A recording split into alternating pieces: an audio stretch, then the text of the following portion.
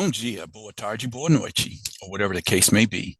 My name is Marcus, and I am the host of the Black Brazil Today YouTube channel, as well as the blackbraziltoday.com blog, where I analyze Brazil from the perspective of race. So tonight, in a reaction that I want to do real quick, hopefully quickly. I don't want to spend all day on it, but sometimes I have to flesh these topics out. This story that I want to discuss today, it just exemplifies, how fascinating the study of race and color is in Brazil. It's something that I've been talking about online since, depending on when you start, depend on when this idea of how long I've been writing on this, it really depends. If we go back to when I was in college, if we go back to when I started the blog, when I came over to the video channel, I've been documenting my experiences with Brazil and the color race issue for, almost a quarter of a century now. And it never fails to fascinate me, because there's so many different ways to look at this topic. And I see this, as I said, I love to read the comment section on this YouTube channel, because people bring out a lot of stuff, things I agree with, things I disagree with. We agree to disagree on some stuff. Some people rocking with, how, they agree with my opinion, or people, strongly disagree with what I have to say. That's all cool. Let's have a discussion. That doesn't bother me. So today I want to talk about a video I came across a couple of days ago, and I was like, yeah, this is another one I have to talk about, because it just encapsulates a lot of stuff that I talk about on the YouTube channel, as well as, on the blog since the year 2011. So what am I talking about today? This was a picture and a video that a woman posted on TikTok last week, and people were talking about it online a couple of days ago. So I'm calling today's video, "I registered my son as brown, but now I know he's black. Mother's perception of child's color again shows difficulty in knowing the number of blacks in Brazil." I think that says it all, but let's get into a few of the details. But before I do, definitely like this video, share this video, subscribe to the channel, and click on the notification bell. So let me introduce the topic before I get into the actual story. Let's check it out. Okay, this is the kid that's at the center of this whole discussion. It's something that I can actually identify with. I'm going to talk about that as I go. So again, we're talking about racial classification in Brazil. It can always be kind of confusing, because you have all of these categories in Brazil that, when we look at it from an American perspective, we know that the mixed race category has been, part of the U.S. Census, maybe for the last 25 to 30 years. But it used to be that if you had any known African ancestry, you were just defined as black. But, people can mix it up now. They can choose more than one racial category. So in some ways, Brazil is similar to the U.S. in terms of race and color. In other ways, it is not, right? Racial classification, as I've said, the five major categories, branco, preto, pardo, indigenous, and amarelo, like white, black, brown, Indian or indigenous, or Asian, people of Asian descent. Those are the five official categories, but then you have all of these little side categories that people would like to use that don't conveniently fit in none of those five boxes, right? I always say, I don't think we can ever come to a realistic idea of how many black people there are in Brazil, because people can just never come to a conclusion of what constitutes black and what does not. You have two sides. When you're on Instagram, you'll see these type of videos everywhere. You see them on YouTube also. You either have people who suggest the idea that Brazil has the largest black population outside of Africa, or you have those who say Brazil only has 21 million black people. Now, as I've said repeatedly, the only way you can come up with the largest black population outside of Africa is if you combine the black and brown category, preto and pardo, which Brazil's black movement has always said preto and pardo represent the black population. Others say no, preto and pardo are completely separate. Okay. For the last few years, I've come to the conclusion I can't rock with the idea that there are 115 million black people in Brazil. But at the same time, I can't say that there's only 21 million black people in Brazil because I've been there long enough to know how this race question works, this color question works. And I don't think there's just any way, one way we can come to a solid number there. I just say it's somewhere between those two numbers. You know, whether that is 50 million or 75 million or 80 million, I'm not sure. Again, for black activists in Brazil, they've always said pretos e pardos, or blacks and browns, are this makes up Brazil's black population, versus the other side that says pardos are not black. Okay, I can see a little bit of both of those arguments. I'm somewhere in the middle, but both of those arguments come up short to me. One of the main reasons I can say that we can't say that all pardos should be recognized as black, because I've seen some pardos in Brazil who you just cannot racially classify. I'm honest enough to admit that. But on the other hand, there are people, I've even seen them in my comment section, people saying, you know, it's ridiculous to see Brazil as a black majority country. I would just say that, okay, I accept the idea that there's not 115, 120 million black people in Brazil, but at the same time, there's far more than 21 million. I mean, just being logical about it, I don't think either side really fits in terms of the numero. You know, how do we define who is black in Brazil? But I'm just going to say the example that I'm using today with this child, it's part of the reason why I argue you can't just take the category of preto, which is about 21 or 22 million people in Brazil, and say that's all the black people in Brazil, because I disagree with that as well. And this is the reason I'm going to get into that when I start talking about this child's picture and how the mother switched the child's category. You know, what she saw him as first, and then what she come to see him, how she sees him later. People have consistently accused me of being a one drop theory person, and I have dismissed that for years. But let me explain how I see one drop. To me, one drop means you, for all intents and purposes, you look white, but you may have some distant African ancestry. But for all intents and purposes, you look white. To me, that person is white. I'm like, okay, you come to find out this person is 5% black. They had some distant African ancestry, great grandparent or somewhere back in the past. If that person looks white, that person is white to me. I think it's absurd to try to suggest that somebody is black because they have literally one drop of black blood, right? I don't subscribe to that. To me, if a person looks, for all intents and purposes, black, I'm saying if somebody can look at you and clearly see African ancestry, then I would say that person will probably be judged as black. I don't see anything where I have to look at a person and say, if I can't tell that you are black, then I'm going to put you in that middle category. You know, if I can look at you and you look like a white person, regardless of what your ancestry is, I'm going to say what you are. If you look white to me, you're going to be white. I don't care about what the DNA says. Okay. I don't support the idea of one drop. I support the idea that if a person can be judged as black by a number of people, if they were judged as black by the police, then I see that person as probably being, for the most part, being judged as black in society. Okay. I've had the experience of registering my own children in Brazil. I lived in Sao Paulo for 9 years, had 3 kids there. All of my kids were born very fair skinned, to the point that I remember certain people when I was in Sao Paulo, like, oh, wow, your kids are so branquinho. You know, they're so white, right? But as we know with black children, no matter how light they may start off, they eventually start darkening, right? And when people would say that to me, like, well, my kids are fair right now. You know, both my wife and I were both black, but we both have fair-skinned people in our families. And so I knew for a fact that my kids were going to get darker, which they have. Okay. So there was never a thought in my mind that I would register my kids as anything but preto in Brazil. And that's what their birth certificate says. It says black on there. Okay.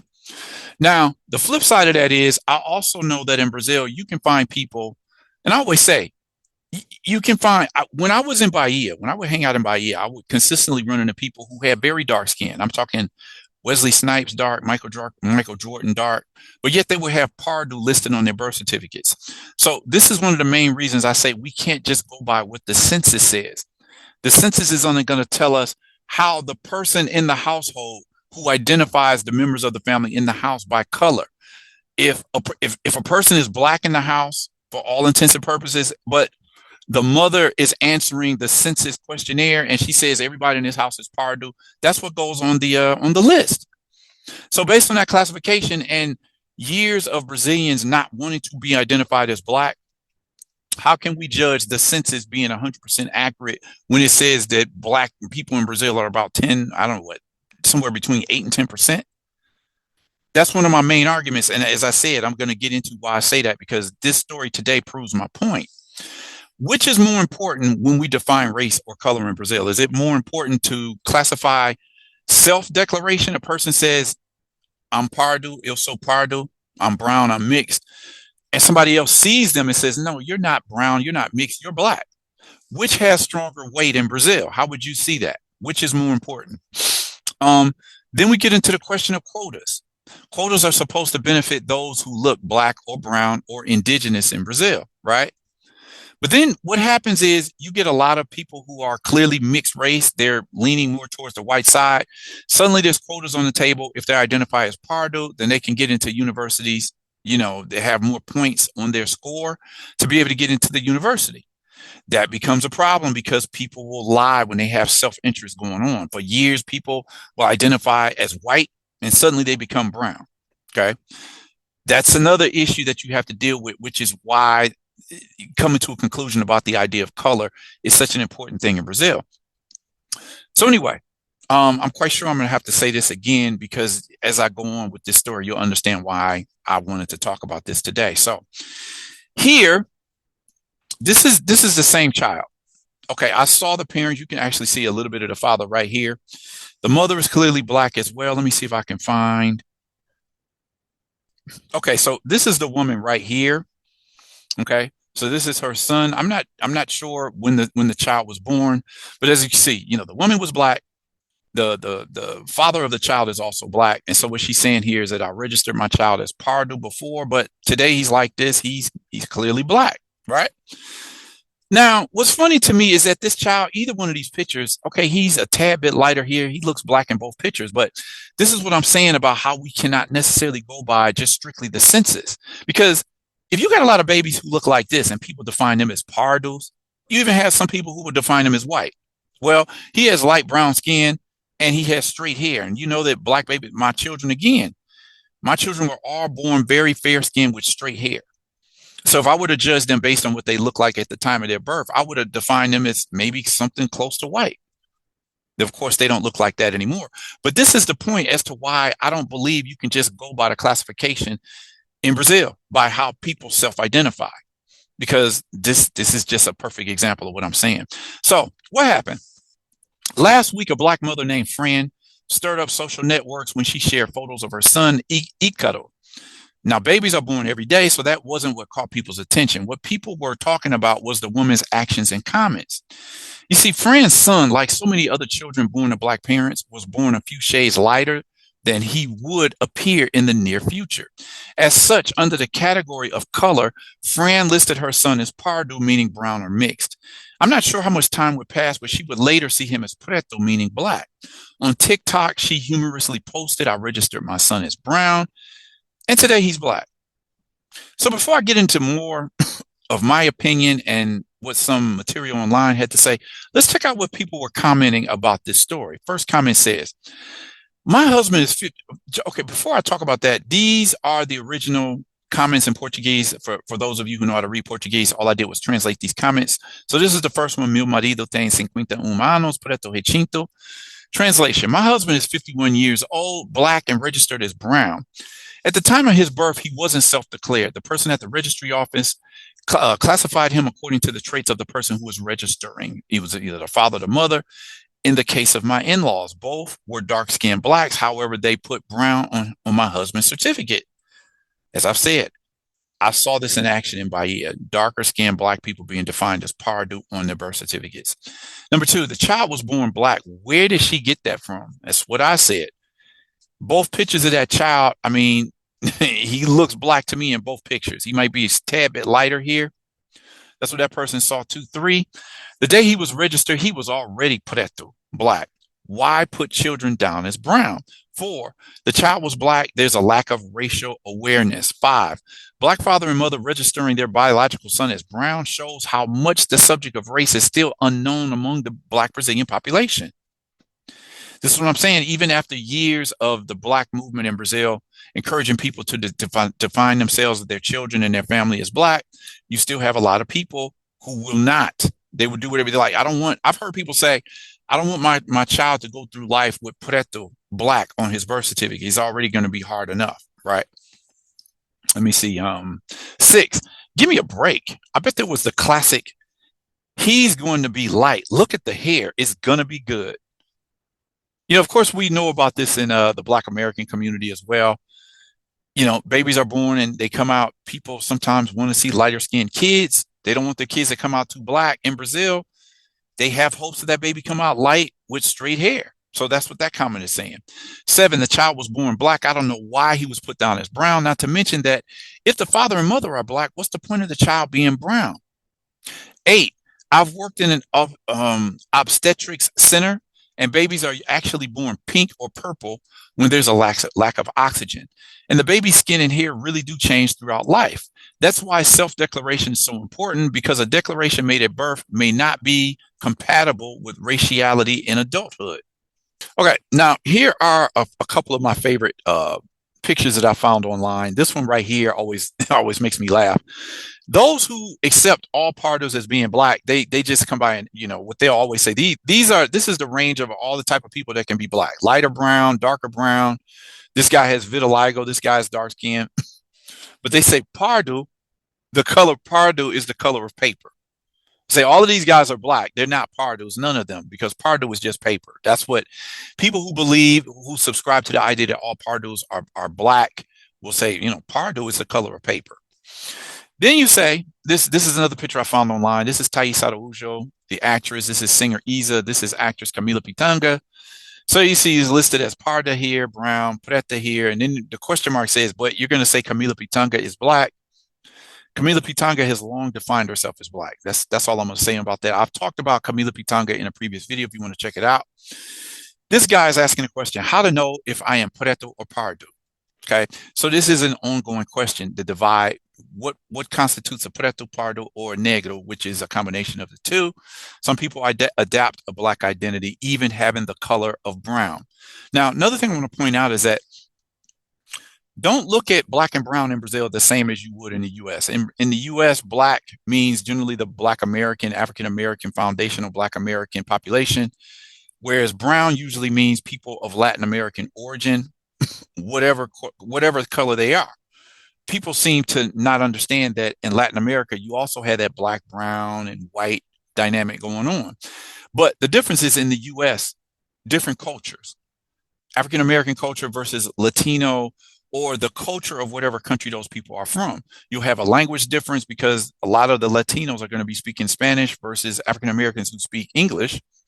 So in Brazil, pretos and pardos, black and brown, they're all part of the same group. They're not practicing different cultural values. They don't have different cultural values. It's all one group. It's strictly a thing of color classification in Brazil. And sometimes you can't mix whether we're talking about race or color, because when people answer the question on the census in Brazil, they say, what is the color of the person? They're not necessarily speaking on race. As I've said before, a pardo can be brown. A pardo can be black, part of the black population. They may just see themselves as having a brown color, but within the black category. Other people who see themselves as pardo, they don't see themselves as belonging to one side or the other, which is why this debate keeps going on. The Consequences of Race and Color in Brazil by Ellis P. Monk. This is the point that I want to make here. Let me see. Stan Bailey, he did a lot of, I haven't read a lot by Stan Bailey in recent years, but in the first, 10, 12 years, there was a lot of good stuff by Stanley Bailey. He was an American sociologist, I believe. Don't know if he's still alive or if he's still working. I'm not sure. But anyway, Stan Bailey from 2009 finds that while 77% of self-classified whites were also classified as white by others, only 60% of self-classified browns and 56% of self-classified blacks were also classified as such by interviewers. So what does this mean? A person defined themselves as pardo on the census, but then they get interviewed by somebody and the interviewer looks at that person and be like, you self-identify as pardo, but I see you as black. Only 77% of those who self-identified as white were identified as white by other white people or by others. So what is how did people see the other 23%? What did they see those whites as? Again, white in Brazil may not be white in other countries. And I've seen millions, well, I'm not going to say millions. I've seen a lot of white people in Brazil who I know if they came to the US, they would not be considered white. And I'm not just talking about just because they're Brazilian, but you can just look at them and say like, well, you might be white in Brazil, but you never pass for white in the United States.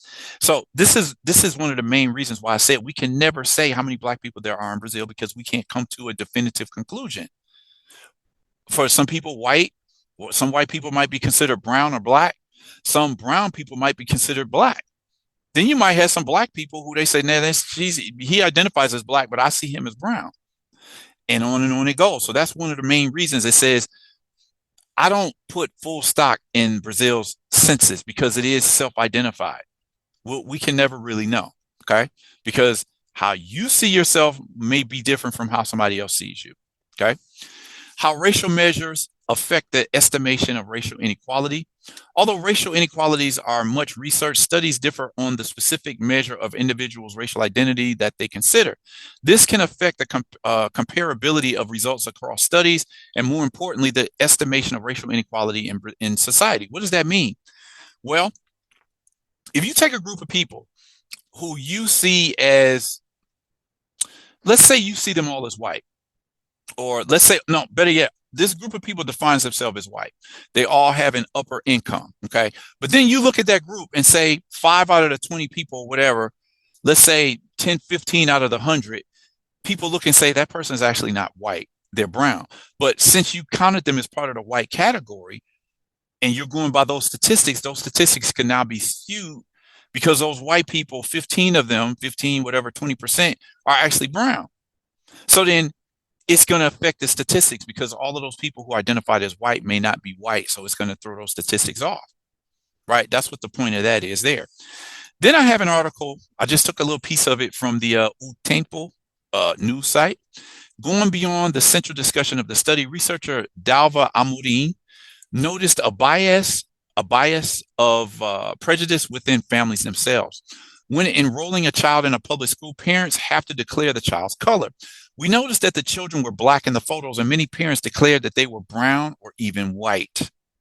Again, this is why I say you can't put stock 100% in the Brazilian census. This is another example. This is the article. So this is material I took from Brazilian websites. Think about that for a minute. It's what I just said that I just introduced this topic. Someone looks at this child and say that's a black child, but the parent defines the child as brown or white. As a possible reflection of this, the researcher highlights the same practice among the children. Some black and brown pupils did the same as their parents. On the other hand, white children never darken themselves, she compares.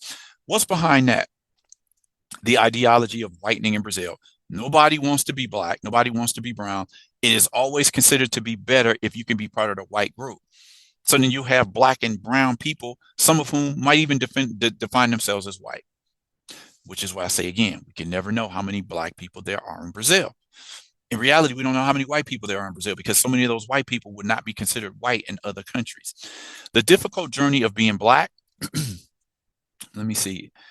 Okay, that's the previous piece from the article is from the O Tempo website. This is from Correio Brasiliense. In 1983, in Brasilia, DF, which is Brazil's capital city, a black mother took her newborn daughter to register her birth and name.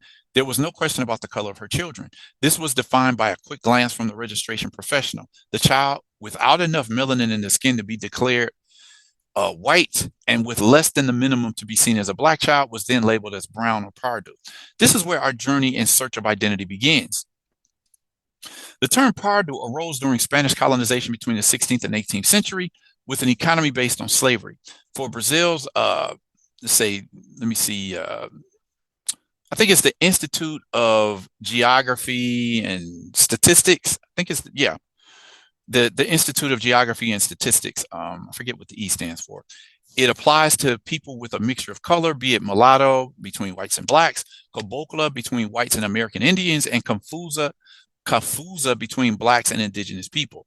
Now, it's not just the Spanish. Obviously, this played a role in Portuguese, and then some of those terms were actually adopted in English, which is why persons of African descent in Brazil, in the United States, were known as Negroes. Like 50 years ago, they get that term out of the Spanish and the Portuguese.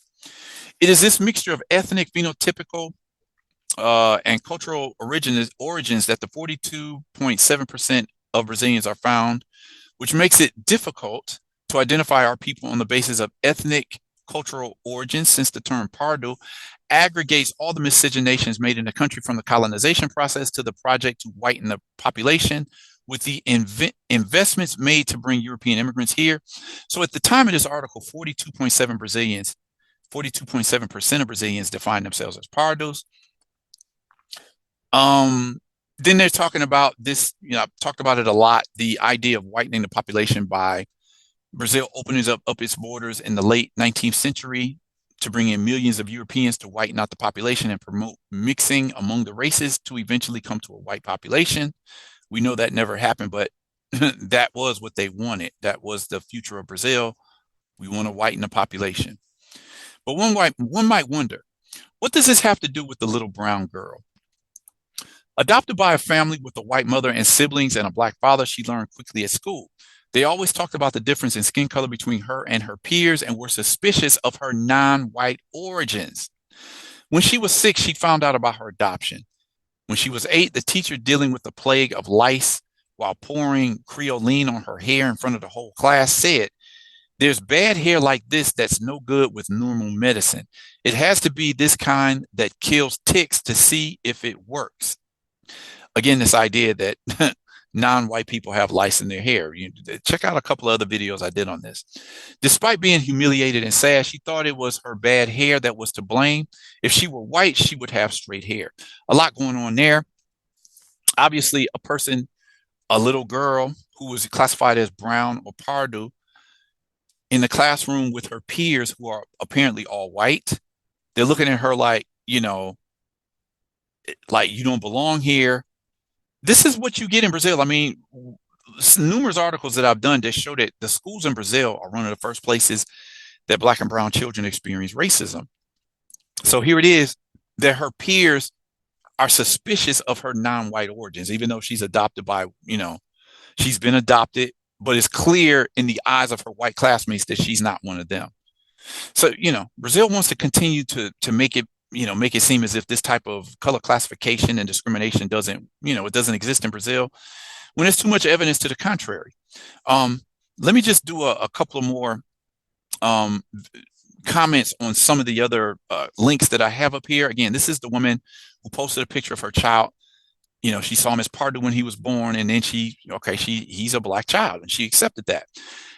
We have two sides of seeing how many black people in Brazil.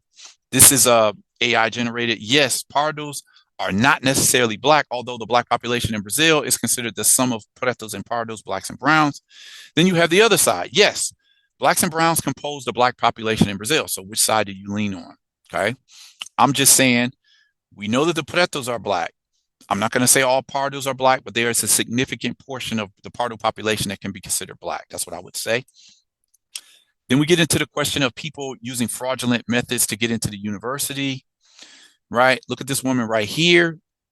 Says she's black to get the quota, to get in the university under the quota system or to get a job. My grandmother is black. This dude has red hair, very pale, white skin. You got the increase of people defining themselves as black in northeastern Brazil in the state of Bahia, okay? On and on.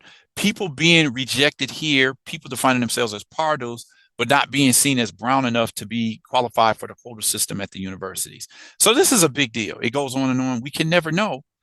How do you define who's black, brown? How do we define who is white? Here's more videos here. All of these videos are talking somewhat like, who is pardo?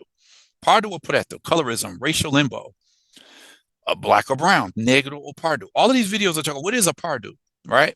This is a video that the clip that I showed, well, not the clip, but it was a picture taken from this video, how to know if you're a pardo or a preto. And this goes on and on. Let's see what else do we have here before I close this video out. I'm not pardo. I'm black and I have a right to this identity. So this is what I'm saying. There are a number of pardos who move into the black category after they come into a certain level of black consciousness. All of these, I'm 32, but I've only been black for 5. So this woman probably went from being a pardo to being a black woman as well. This woman was questioned. I think she was disqualified from the affirmative action program. There's a lot of stuff here. I'm not going to sum this up just in one video because it's an ongoing discussion. Some of these are some of the same articles that I just saw. Let's see what we have here. It's been 1 year since I've been black. The struggle for identity and coming out as black, which is something that a lot of people go through in Brazil, which is my point. How can we just say Brazil is only 10% black? I agree we can't say it's 56% black, but it's far above 10% when we consider there's probably millions of people out there who are identified as being brown or even white on a birth certificate, and even by the person talking to the census taker when they come visit homes around the country. So anyway, that's why I wanted to talk about this topic today. When we know that we have situations like this, perhaps in the millions, where people define their children one way and people will see them differently according to how they look. This child looks black to me in both pictures, a little bit lighter here, but the child got darker. I would have named this child black from the beginning, but that's just me. What do you all think about today's video? Drop a comment in the comment section. Like this video, share this video, consider subscribing to the channel. Click on that notification bell so you know when I put up a new video. And with that said, I'm going to end the video here and request that you all come back. Check out the next video that I post here at Black Brazil Today.